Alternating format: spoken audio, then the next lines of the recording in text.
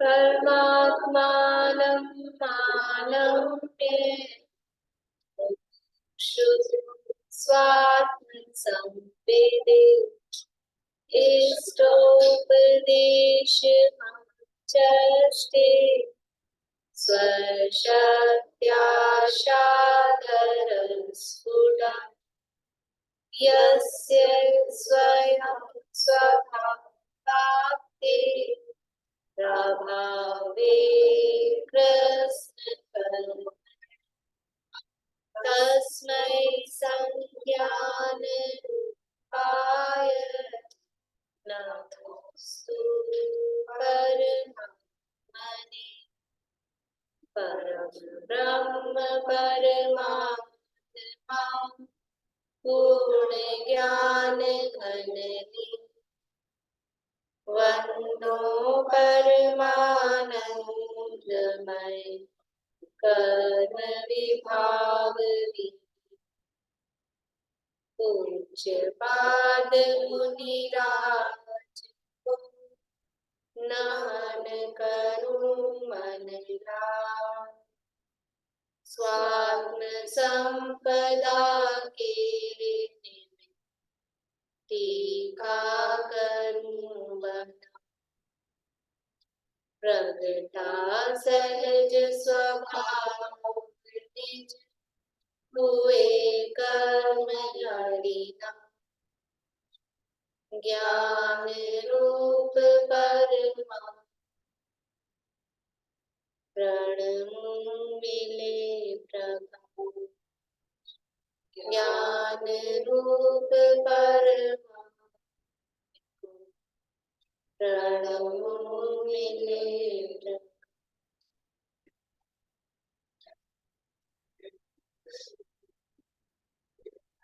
Heading से पूछना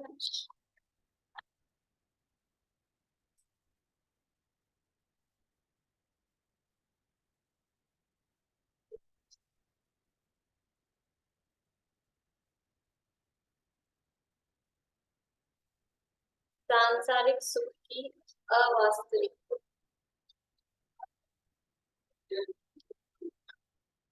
बोलिए स्मिता। वासना मातुमेवेतत् सुखं दुःखं च देयिना तथा हुद्वे जयते ते भोगा रोगा इवापति। शरीर आदि को मूढ़ कैसे मानता है? शरीर आदि विपत्रादि शरीर आदि में वो सभी आ जाएंगे। मूढ़ कैसे मानता है? बोलिए रेणु जी। वपुर्ग्रहं धनं दारा पुत्रा मित्राणि शत्रवः सर्वतान्य स्वभावानि मूढ़ स्वानि प्रपद्यते। व्रतादि करने का जो अनुष्ठान है व्रतादि है वो निरर्थक नहीं है।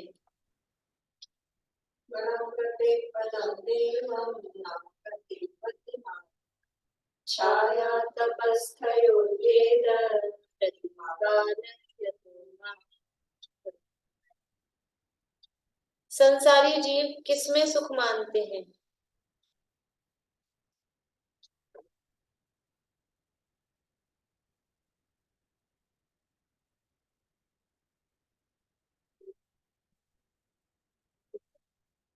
बोलिए सुमिता।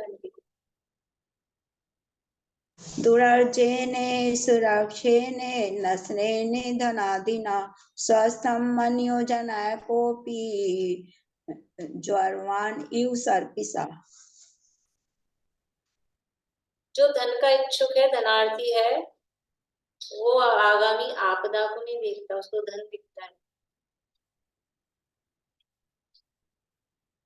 हाँ, बोलो प्रीति बोलो। विपत्तिमात्मनो मूढ़ आगे वाली विपत्ति को नहीं देखता, विपद भव पदावर्ते। धनार्थी जो धन इसमें वो है अच्छा वो आयुर्वृद्धि वाला। हाँ, आयुर्वृद्धि क्षयोत्कर्ष हेतुम कालस्य निर्गमम वाञ्छितां धनिनामेष्टं जीवितात् सुतरां धनम्।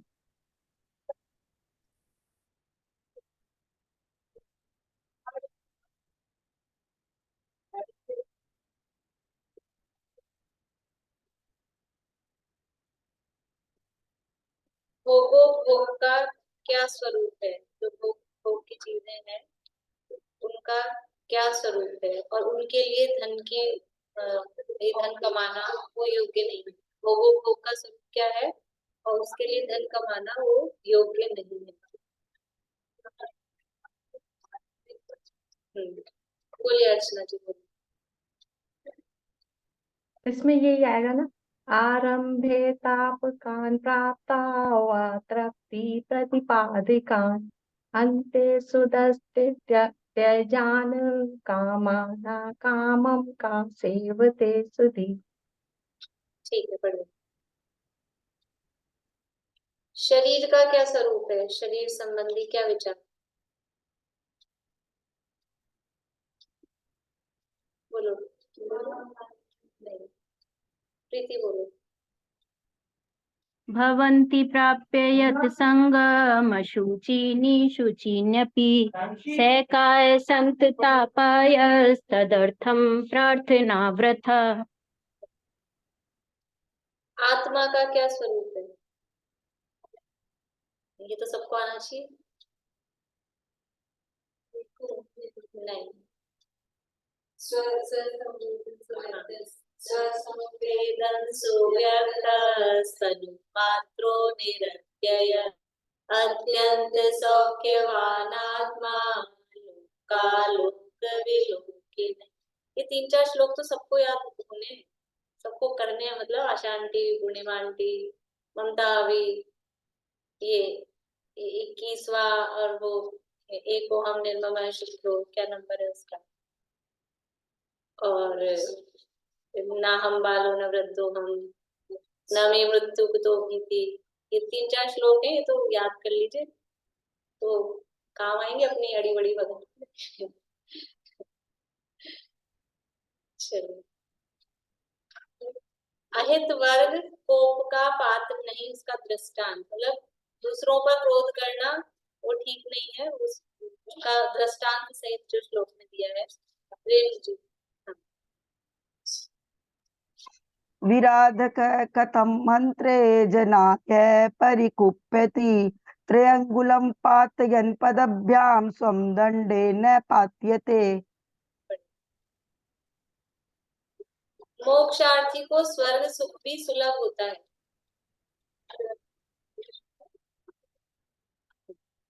सही। बोलो सुनीता आंटी, बोलिए। यत्र भावा शिवं दत्ते दोषी यद्दूरवर्तिनी यो नत्यासु व्ययुक्तिं कोशाद्रे किं ससीदति। हित अहित पदार्थों में राग द्वेष करने का क्या परिणाम?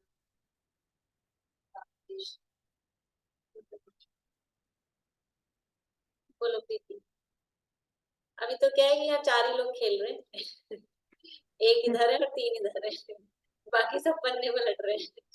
राग द्वेषे द्वयी दीर्घं नेत्राकर्षण कर्मणा अज्ञानात् सुचिरं जीव संसाराब्दौ भ्रमत्यसौ। आत्मा की उपासना कैसे करना?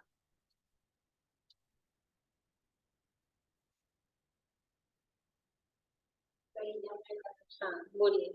संयम में करण ग्रामं एकाग्रत्वेन चेतसा आत्मानं आत्मवान् ध्यायेत् आत्मना आत्मनि।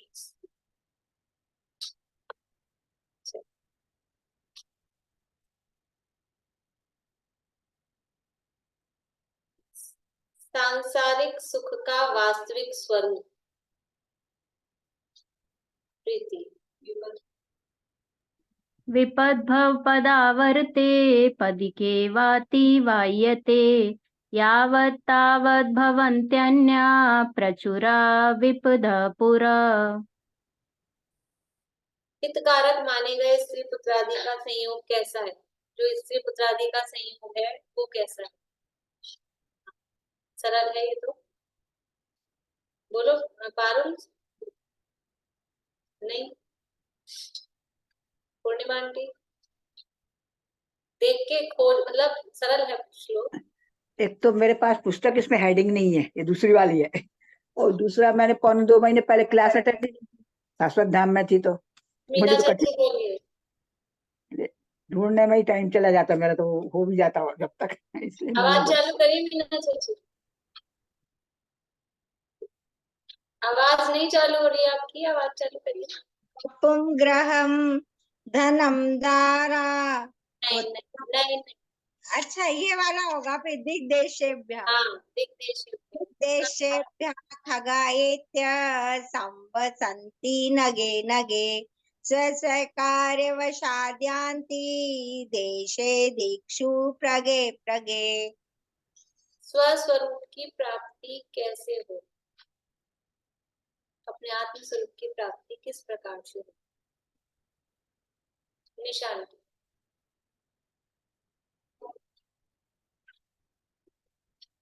यस्य स्वयं स्वभावाप्तिरभाव योग्योपादान योगी। उपादान योगेन स्वर्णतामता द्रव्यादि स्वादि संपत्ता वात्मनोप्यात्मता मता। ये संपदा अत्यंत कष्टदायक है, फिर भी उसका लोभ छूटता नहीं है। शांत। बोलो प्रीति, बोलो। विपत्ति वाला आएगा। हाँ, विपत्तिमात्मनो मूढ़ परेशामिव नेक्षते धैर्यमान मृगाकीर्ण वनांतर तरुस्थवत्। धनादि से क्या आत्मा का उपकार हो सकता है? धनादि जो है वो क्या आत्मा के लिए उपकारक हो सकते हैं?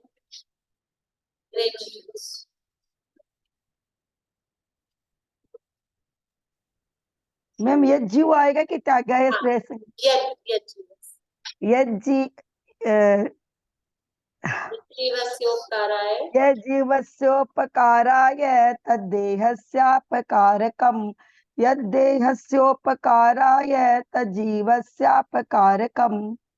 बढ़िया। और त्यागाय श्रेय से लिए कि भोगों भोग के लिए भी धन कमाना वो उचित नहीं है। चलिए इतना ही करते हैं। पूर्णिमा आंटी बोलिए, क्या कह रहे? मैं बोल रही हूँ कि बताइए कि आपने उसमें हेडिंग दी है कैसा उसमें सब श्लोकों की? ये हाँ, उत्थानिका जो है ना उसी के आधार पे ये इंडेक्स में दिया है, तो इंडेक्स के आधार पे इसमें तो समझ में नहीं आ रहा, इसमें कि छंद दूसरे दूसरे हैं हिंदी वाले, और हेडिंग भी नहीं आ रही समझ में इसमें से, तो इंडेक्स ही नहीं होगा, हेडिंग। ये आगास वाली है ये। अब आप एक वहां पे भी यही वाली रख लीजिए, तो फिर वो एक सा हो जाए। अलग से मंगाएगा। हाँ, ठीक है। चलिए। इष्टोपदेश नामक एक ग्रंथ है, आचार्य पूज्यपाद स्वामी द्वारा रचित।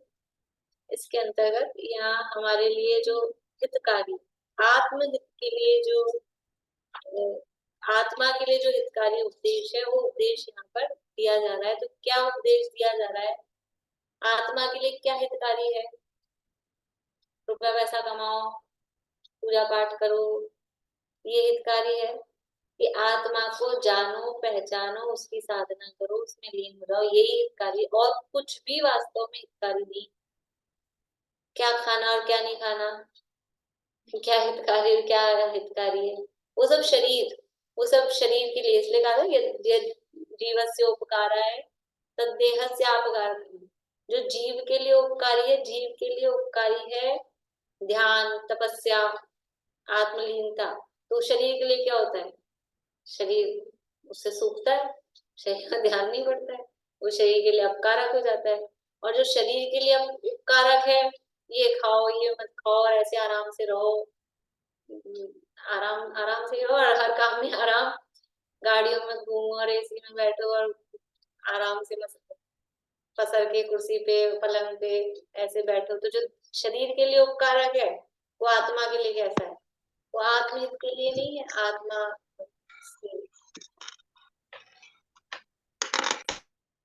आत्मा के लिए अहितकारी होता है।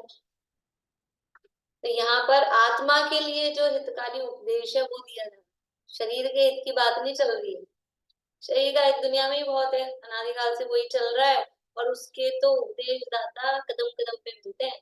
अभी क्लास पूरी होगी नहीं, क्लास के बीच में ही प्रकरण आ जाए तो खांसी का इलाज क्लास के बीच में ही चालू हो जाए, ये खांसी हो रही है तो क्या करना, और बाद में तो होता ही है फिर।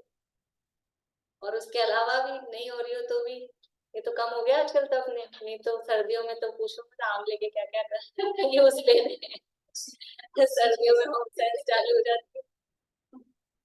तो ये जो शरीर के लिए उपकारक है वो आत्मा, उससे आत्म इतनी मतलब जो अपन शरीर के लिए जो करेंगे तो निश्चित रूप से वो फिर आत्मा का समय, आत्मा के लिए जो समय देना है वही माइनस होगा ना, उसमें से वही कम होगा, तो आत्मा के लिए वो अपकारक रहेगा। तो कहते हैं ना शरीर का स्वस्थ रहेगा, शरीर माध्यम कल धर्म साधन, सही बात है। हम जो कर रहे हैं या एक दूसरे को कहते भी हैं तो इसलिए कि हमारी धर्म साधना वो शरीर के निमित्त से उसमें विघ्न ना आए, वो एक बात अलग है, लेकिन ये व्यवहार है। वास्तविकता तो यही है ना, वास्तविकता तो यही है कि शरीर को भले ही स्वस्थ रखने के लिए, आत्म साधना करने के लिए, स्वस्थ रखने के लिए भी जो शरीर के लिए कर रहे हैं वो समय तो हमारी आत्मा का ही खाएगा। आत्मा के हित के लिए जो समय हमको देना है वही समय जाएगा ना उसमें, शरीर तो हाँ सही, बिल्कुल सही। कितना ही करो, शरीर तो किसके इशारे पे चल रहा है, वो नौकर किसका है? शरीर नौकर किसका है? वो कर्म का नौकर है, नौकर्म है ना। तो अब हमारे इशारे पे नहीं चलने वाला है, वो तो अपने मालिक के, जिसका नौकर है उसी के इशारे पे चलेगा। तो वो तो कर्म के उदय के अनुसार ही उसका परिणाम होता है। फिर भी जैसे हमारे भाव होते हैं कि हम अपनी आत्म साधना में शरीर के निमित्त से विघ्न ना हो, इसलिए वो एक पर ये परिणाम है। यदि हम आत्म साधना कर रहे हैं, ये आत्म साधना कर रहा है, तो इसकी आत्म साधना निर्विघ्न रूप से चलती रहे, शरीर उसमें बाधक न बने, सामान्य रूप से उसके लिए कुछ कर रहे हैं तो वो पुण्य का कारण है, शुभ भाव है। और वैसे ही हमारा शरीर सही चले, फिर अपने को कष्ट होता है तो हमको तकलीफ होती है, कि दर्द होता है, कि ये होता है, वो होता है, अगर उसके लिए कर रहे हैं तो अशुभ भाव, तो पाप बंध का कारण। जैसे मुनिराज भोजन करते हैं, आहार लेते हैं तो पुण्य भाव की पाप भाव, पर हम भोजन करते हैं तो पाप भाव। हम अपने जवाई को, बेटी जवाई को बुला के जिमाते हैं तो पाप भाव। साधर्मियों को जिमाते हैं तो पुण्य भाव है। तो बेटी जवाई, हाँ, लेकिन हम उनको साधर्मी रूप में नहीं देख के बुलाते, हम बेटी जवाई के रूप में बुलाते हैं। अगर हम उनको बेटी जवाई, जवाई जी आपके पंडित भी हो, शास्त्री, तो भी उसमें मैंने एक दिन कहा था पूर्णिमा आंटी को कि लगता है जैसे हम रोज की किसी विद्वान को हम भोजन करा रहे हैं, दीपक भैया को भोजन कराती है, जब अपने बेटे वाला ही भाव आता है।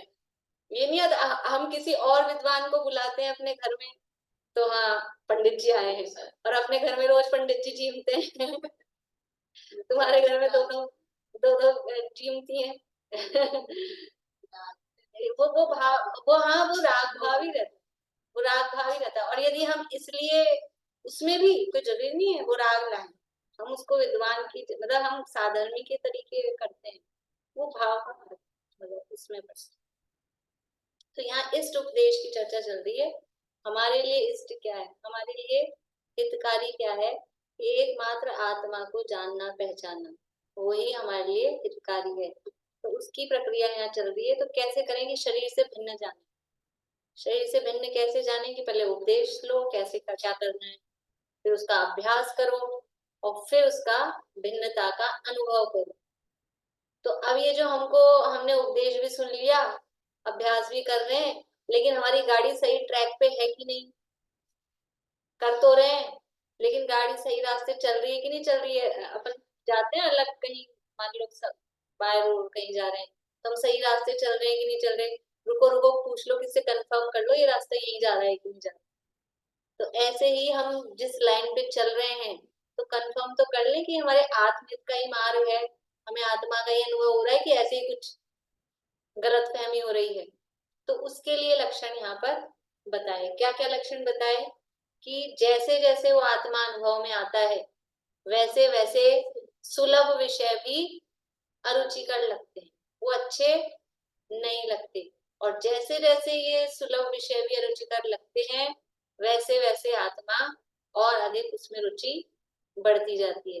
और कोई लक्षण बताओ, और कोई चिन्ह बताओ, क्या चिन्ह है? तो उसके लिए ये श्लोक कल अपन ने पढ़ा था, 39 नंबर का श्लोक है, 97 नंबर का पेज है। देखो श्लोक और पद्यानुवाद का पाठ करते एक साथ। ये श्लोक भी बुलवाना तो था, आज कल बुलवाएंगे। निशामयति निःशेष मित्रजालोपमं जगत् स्पृहत्यात्मलाभाय गत्वान्यत्रानुतप्यते इंद्रजाल सम जगदिके करे आत्म अभिलाष अन्य विकल्पों में करे योगी पश्चाताप।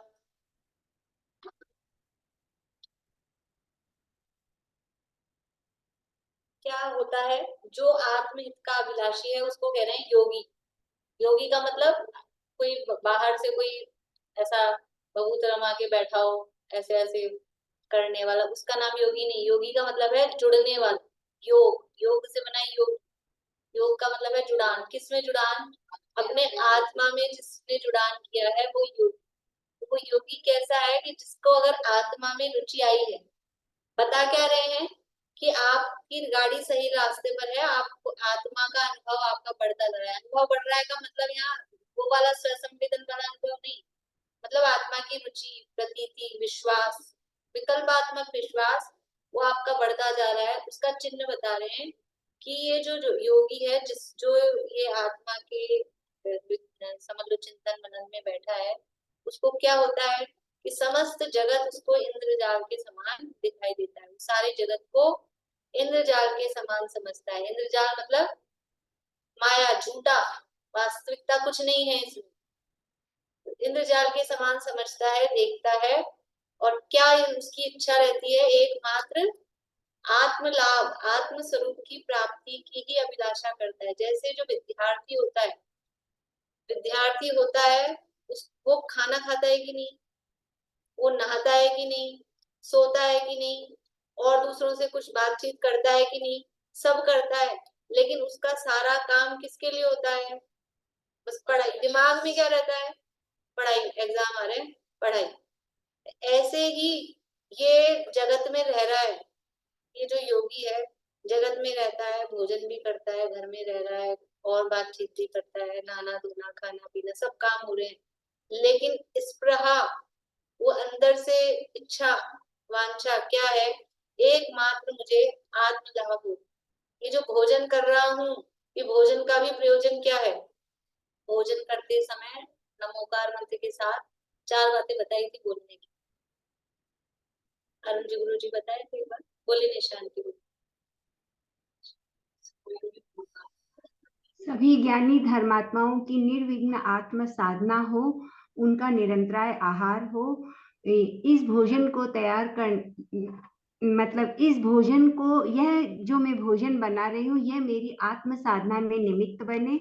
इस भोजन को तैयार करने में मुझे जिन जिन लोगों का सहयोग प्राप्त होता है उन सभी को मैं धन्यवाद देती हूँ। आपने 4 तो कर दिए, पर उसमें दूसरे भी हैं और ठीक है, वो भी अच्छे हैं। संसार के सभी जीवों को भोजन की प्राप्ति हो, कोई भूखा ना रहे, एक ये भी है। यानी सबसे पहले तो जितने भी त्यागी व्रती मुनिराज आदि हैं उनका आहार निर्विघ्न संपन्न हो भोजन करने से पहले, क्योंकि अब हम आहार दे नहीं पा रहे हैं तो कम से कम भावना तो पाए कि जितने भी त्यागी व्रती मुनिराज आदि हैं सबका आहार निर्विघ्न संपन्न हो और मेरे क्षुधा रोग का विनाश हो। सबसे पहली भावना तो क्या है कि मेरे की जो बीमारी लगी है ना रोज रोज भोजन करने की, ये झंझट मिटे, तो मेरे क्षुधारोग का विनाश हो।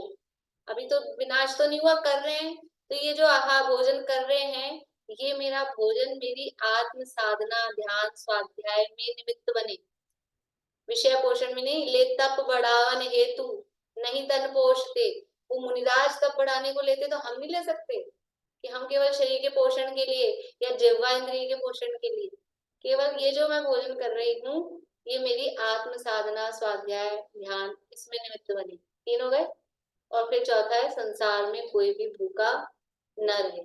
और बाकी ये भी है कि जिनका भी सहयोग प्राप्त हुआ है उनको धन्यवाद। ये लेकिन ये मतलब 4 बातें, संसार में कोई भी भूखा न रहे। तो यहाँ ये जो उसकी इच्छा है, आप भोजन तो कर रहे हैं, लेकिन भोजन क्यों कर रहे हैं कि वो भोजन की भावना ही ये है कि ये भोजन करना पड़ रहा है। पहली बात तो चाहते ही है करना ही ना पड़े, और करना पड़ रहा है तो ये मेरी आत्म साधना में, ध्यान में, स्वाध्याय में, उसमें सहयोगी हो। ऐसा नहीं हो कि उसमें विघ्न डाले, बाधा उत्पन्न करे। इस तरह का भोजन नहीं हो कि फिर पेट दर्द हो, कि प्रमाद हो, कि दूसरी समस्याएं हो। ये उसमें ये आत्म स्वरूप को जो चाहता है, जो योगी है, उसकी ये भावना रहती है। और अन्यत्र विषय में लग जाए, अब मान लो भावना तो ये है आत्म साधना में निमित्त बने, लेकिन खा लिए, कुछ पूरे पकौड़ी बने थे और खा लिए, फिर क्या हुआ, लग गया, तो फिर उसका खेद वर्तता है कि ये कर लिया, अब अपने को आज प्रमाद आ रहा है कि बैठा जाना, तकलीफ हो रही है, तो उसका फिर खेद। ये तो एक उदाहरण लिया भोजन का, हर चीज में इस तरह से समझना है। देखिए पहला वाला क्या बताया आपने, एक बार और बता देना। पहला वाला, जितने भी त्यागी अभी त्यागी व्यक्ति निराज आदि का आहार निर्विघ्न संपन्न हो।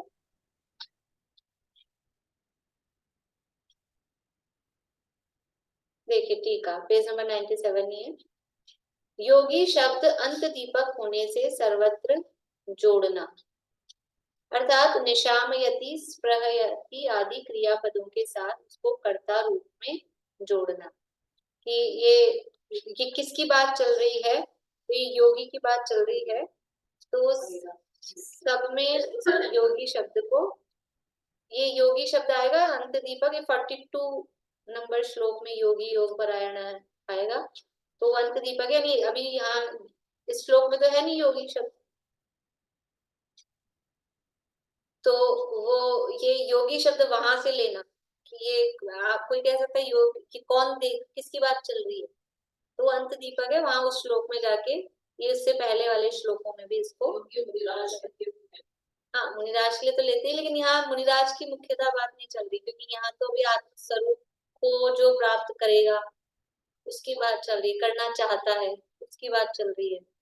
इसलिए जो आत्म स्वरूप में जुड़ रहा है वो योगी, इसलिए पहले ही कहा ना योगी मतलब अकेला मुनिराज योगी नहीं, यहाँ तो जो अपनी आत्मा में जुड़ रहा है, जुड़ना चाह रहा है वो योगी।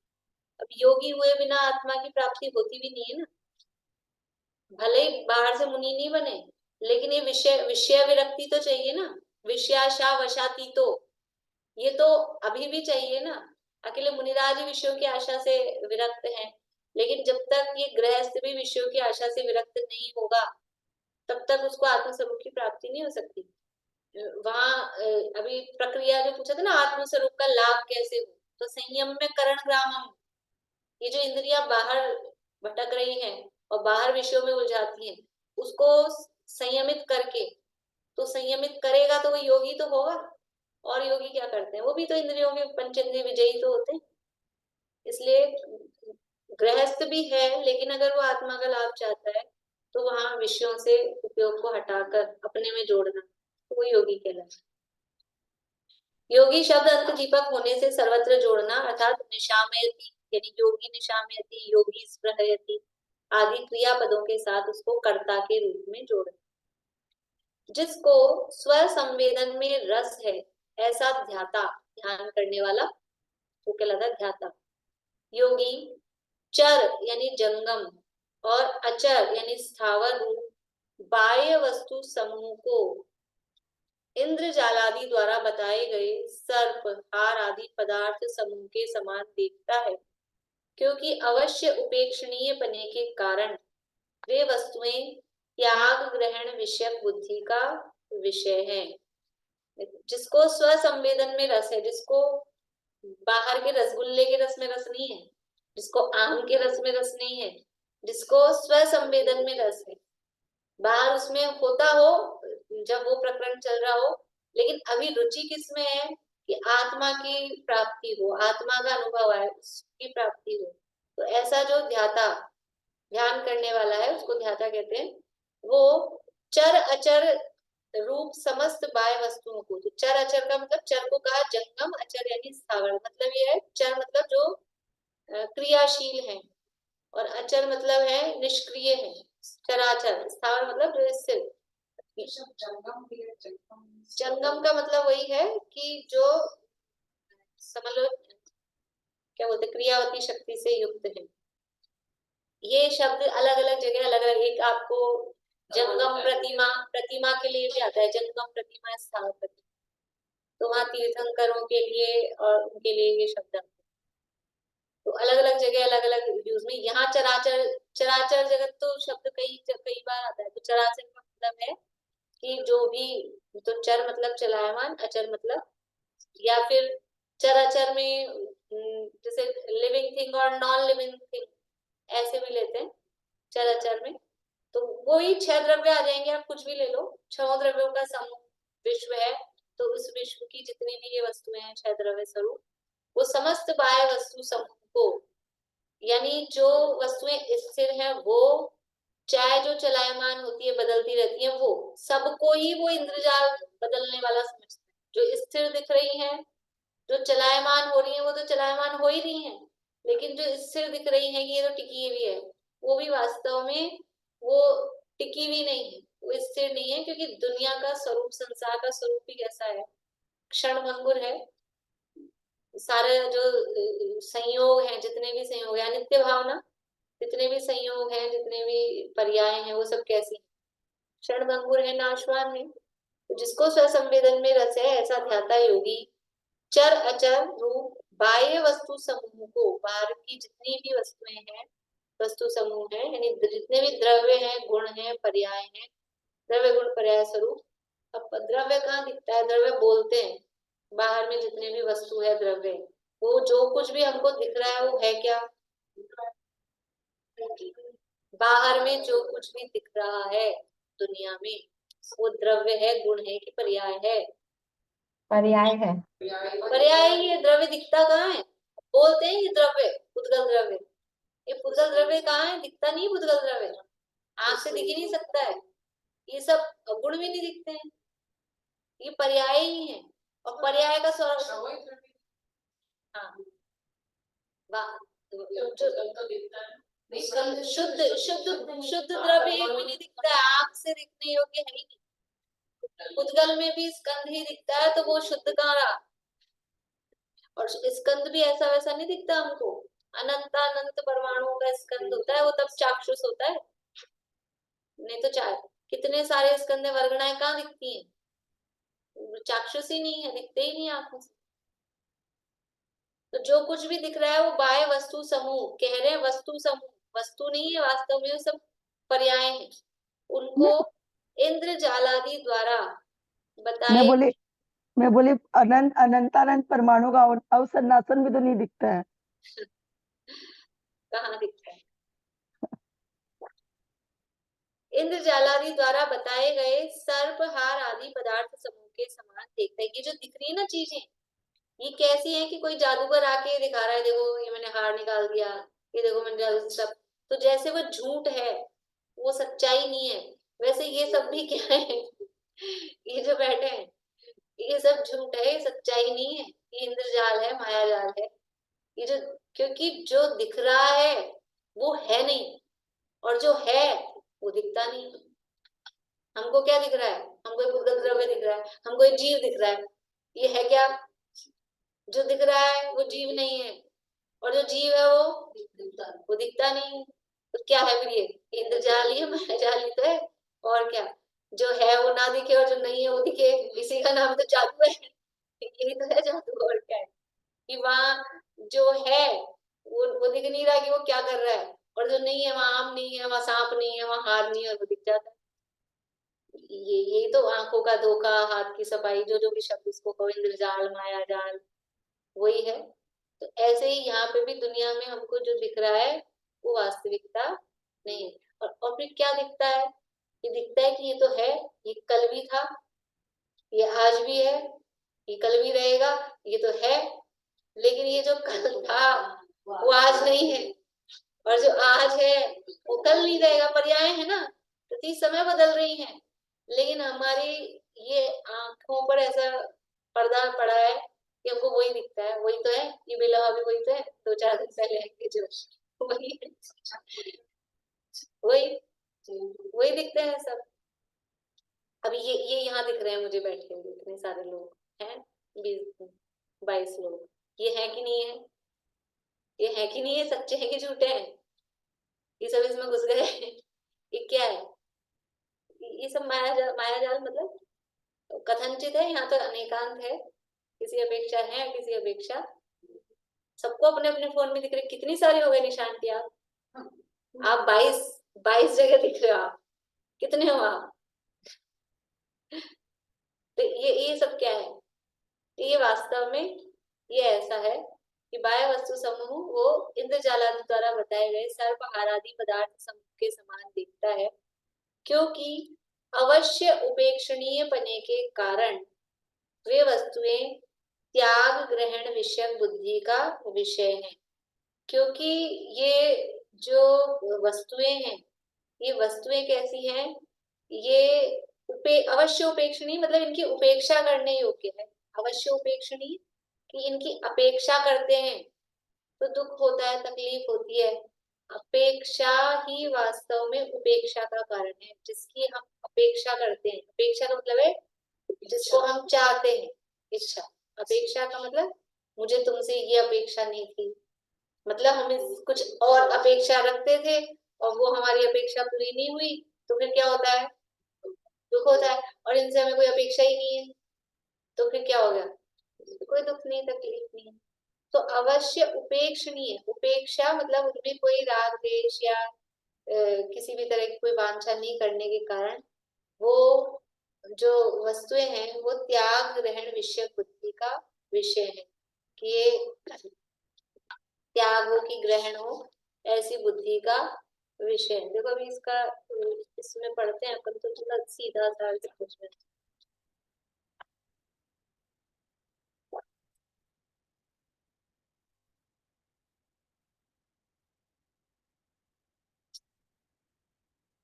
तो यहाँ से पढ़ के बताती हूँ मैं इनको। शीतल प्रसाद जी वाला, लोगों के नहीं तो 40 साल का है। स्वात्म संवेदन करने में जिसे आनंद आता है, ऐसा योगी इस चर अचर स्थावर जंगम रूप समस्त बाहरी वस्तु समूह को त्याग और ग्रहण विषय बुद्धि का अविषय होने से अवश्य उपेक्षणीय रूप इंद्रजालिया के द्वारा दिखाए हुए सर्पहार आदि पदार्थों के समूह समान देखता है। यानी जितना भी बाहरी वस्तु समूह है वो त्याग और ग्रहण विषय बुद्धि का अविषय, यानी जो बाहरी जो वस्तुएं हैं उनका ग्रहण और त्याग हो सकता है क्या? जितने भी बाहरी पदार्थ हैं, ये दुनिया के जितने, ये मोबाइल है, ये मोबाइल का मैं ग्रहण करूं और फिर मैंने मोबाइल का त्याग कर दिया, ये बात संभव है क्या? ये कह रहे हैं त्याग ग्रहण विषय बुद्धि का अविषय है, जो यहाँ का है ना कि वे वस्तुएं त्याग ग्रहण विषय बुद्धि का विषय है। यहाँ का विषय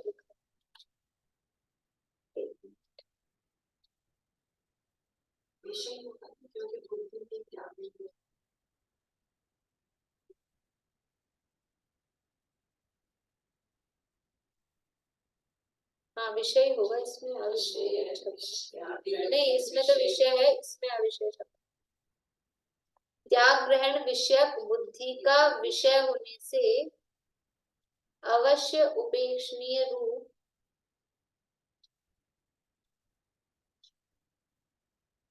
लेकिन अविषय से आज ज्यादा अच्छा बन गया।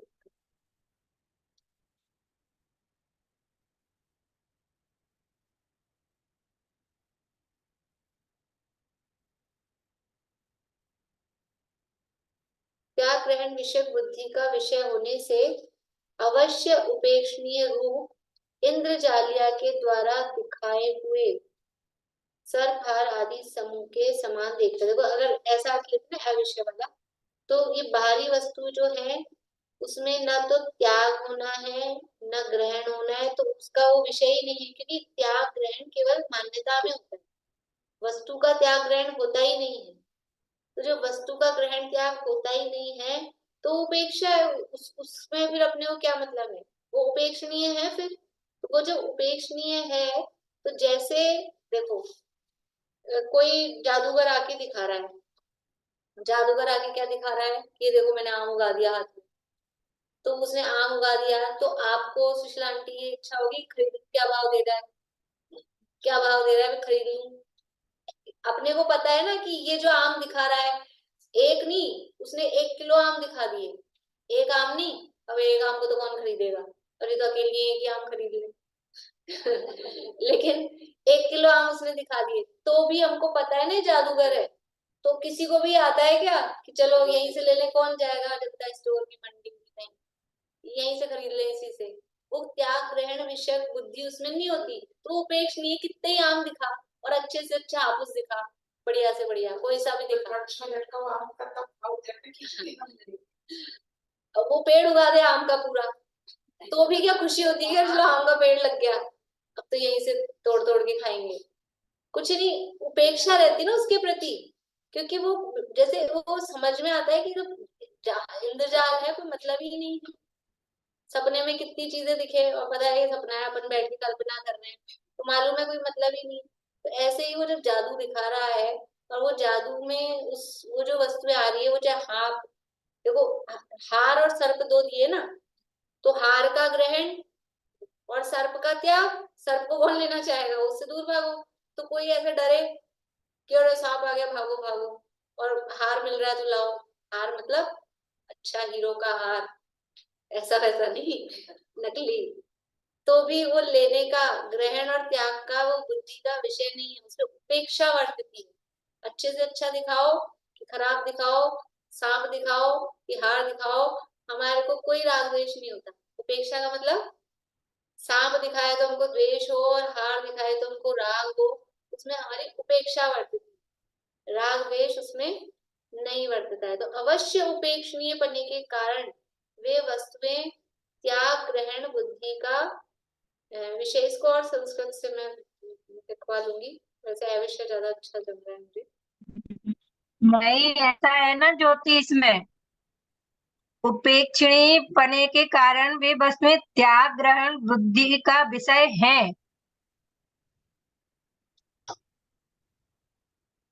नहीं तो उपेक्षा है ना, हाँ, उपेक्षा है त्याग। तो त्याग ग्रहण, अभी जैसे जो उदाहरण मैंने दिया कि जब हमको इससे उपेक्षा ही है तो हमको त्याग की बुद्धि आ रही है कि ग्रहण की बुद्धि आ रही है, कहाँ आ रही है, नहीं आ रही ना। जिस चीज से हमको उपेक्षा है तो उसमें हमको ना त्याग की इच्छा हो रही है।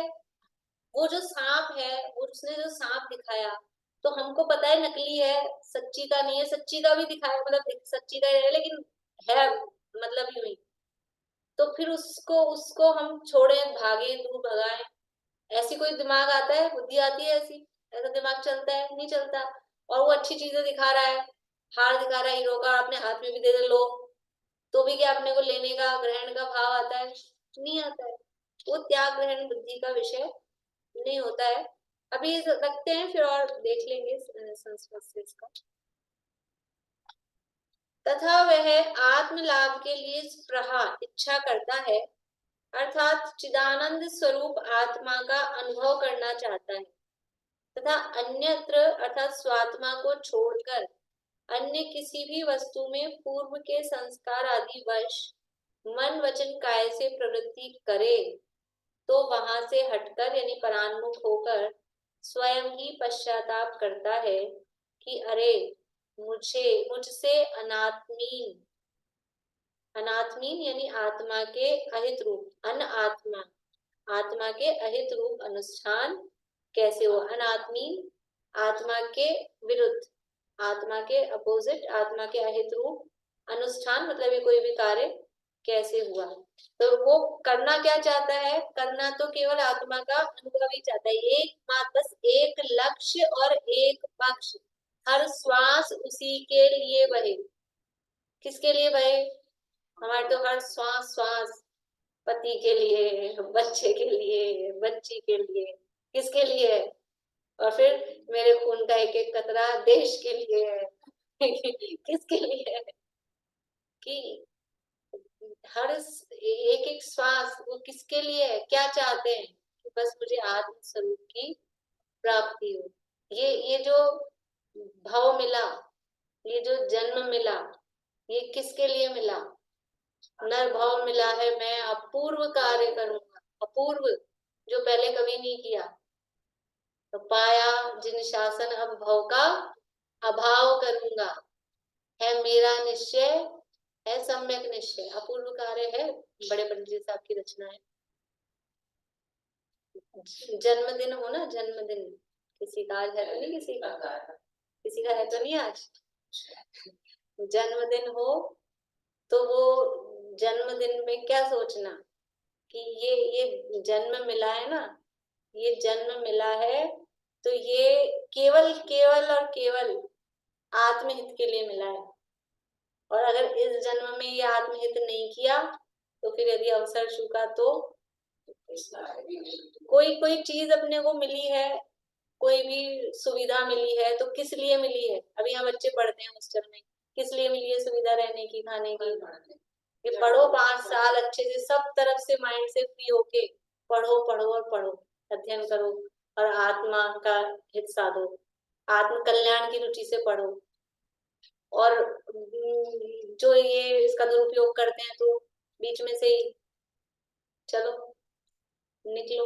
तो यहाँ ये जो भाव मिला है ना, ये भाव का अभाव करने के लिए मिला है। ये भाव का अभाव करने के लिए मिला है। पढ़ाई के लिए यहाँ रह रहे थे, पर फिर भी कभी कभी किसी के बातों में, किसी अपने समझ लो उससे फिसल जाए, दूसरे किसी कहीं चले गए, इधर उधर कहीं घूमने फिरने, तो क्या होता है? जो सच्चा विद्यार्थी होता है, चला भी गया तो फिर खेद बरतता है, ये मैंने समय व्यर्थ खोया, पढ़ता ही नहीं तो ये समय व्यर्थ गया। ऐसा तो यदि वो आत्म लाभ के लिए स्पृहा यानी इच्छा करता है, अर्थात चिदानंद स्वरूप आत्मा का अनुभव करना चाहता है, तथा अन्यत्र अर्थात स्वात्मा को छोड़कर अन्य किसी भी वस्तु में, आत्मा को छोड़कर अन्य किसी भी वस्तु में XYZ, तो विषयों में, पिक्चर में, घूमने में, शॉपिंग में, वहां गई जब तो भयंकर ही खेद है, लेकिन तीर्थ यात्रा में भी गया, पूजा पाठ व्रत उपवास में भी गया, आत्मा से तो वंचित ही रहा ना, आत्मा से तो वंचित ही रहा। अन्य किसी भी वस्तु में, देवशास्त्र गुरु में लगा रहा तो भी वो अन्य किसी वस्तु में पूर्व के संस्कार आदि वश मन वचन काया से प्रवृत्ति करे, यानी पूर्व के संस्कार वही है ना, विषयों में जाने के अथवा शुभ में जाने के, इसमें ही जो संस्कार जमे हैं तो वो वहां प्रवृत्ति जाती, दौड़ दौड़ के वहीं चली जाती है। अभ्यास, संस्कार मतलब अनादि का अभ्यास उसी का है, तो वहां जाती है। तो वहां से हटकर यानी वहां से परान्मुख होकर स्वयं ही पश्चाताप करता है कि अरे मुझसे अनात्मीन यानी आत्मा के अहित रूप अनुष्ठान कैसे हो। यहाँ तो मुख्य रूप से विषयों से हटने की बात है, वो तो अपने लिए शुभ भाव से भी, अभी तो ये शुभ रूप ही है, लेकिन वो भी वो स्थूल शुभ है, तीर्थ यात्रा आदि वाला जो शुभ है ना, उसमें वो एकाग्रता वो नहीं होती है। यहाँ तो कौन सा शुभ लिया है कि बस वो विकल्प चिंतन मनन रूप शुभ भाव, वो तो यहाँ पर समझ लो मान्य है। बाकी तीर्थ यात्रा वगैरह वाले वो बहुत स्थूल शुभ भाव है, उसमें भी कितना संक्लेश होता है, जाने से पहले, जाते समय, करते समय, आने संक्लेश तो होता ही है। हाँ, तो इतना दुख नहीं होता।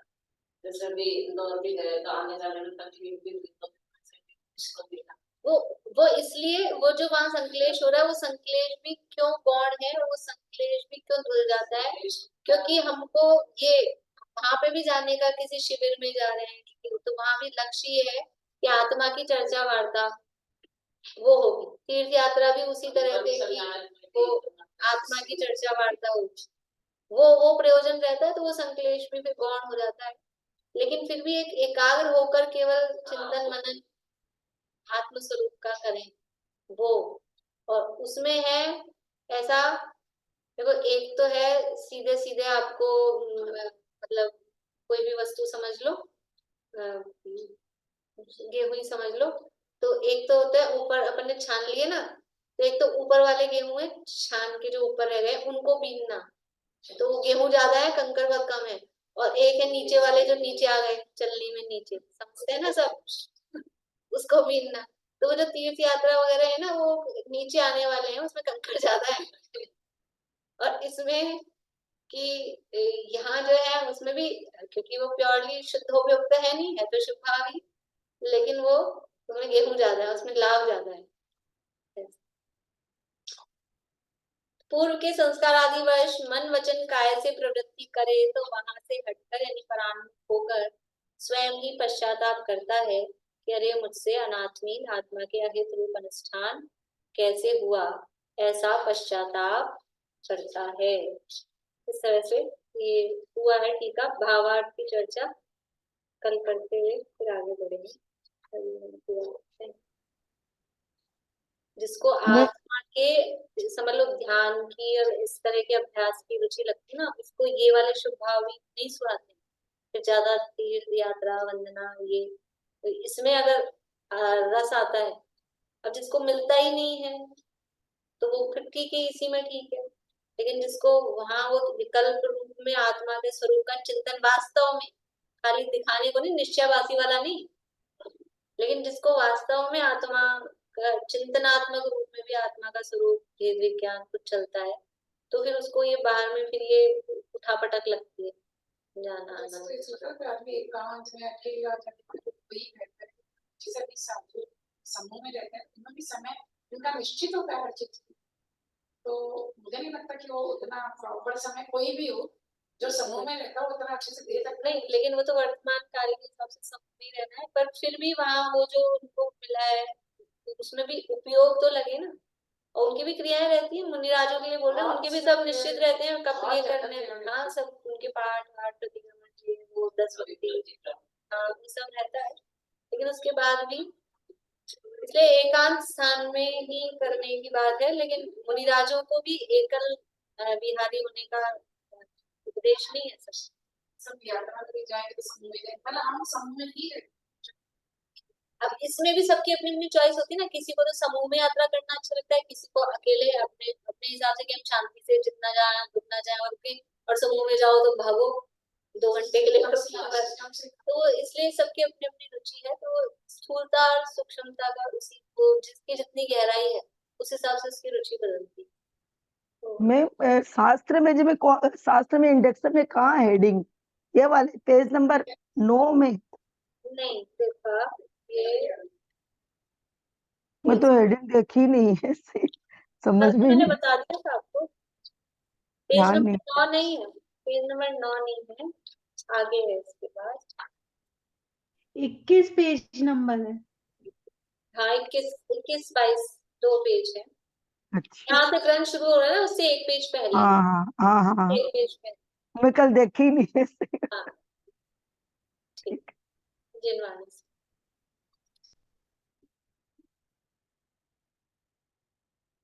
मुक्ति में व्याप्त है जैसा यहाँ व्याप्त है वैसा, अवध स्पष्ट आनंद नियत जीवन हमारा है, सदा ही है न होता है न जिसमें कुछ भी होता है, अवोत्पाद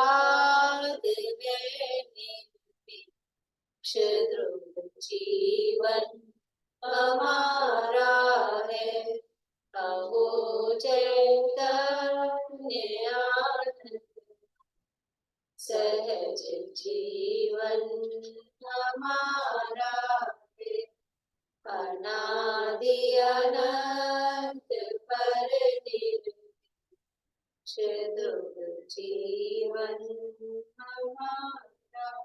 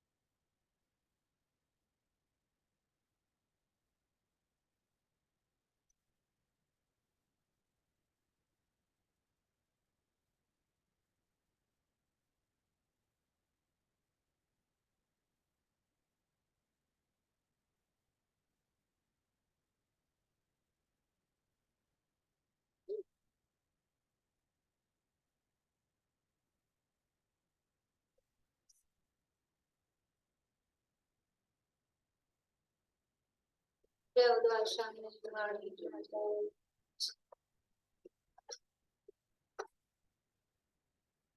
जय श्री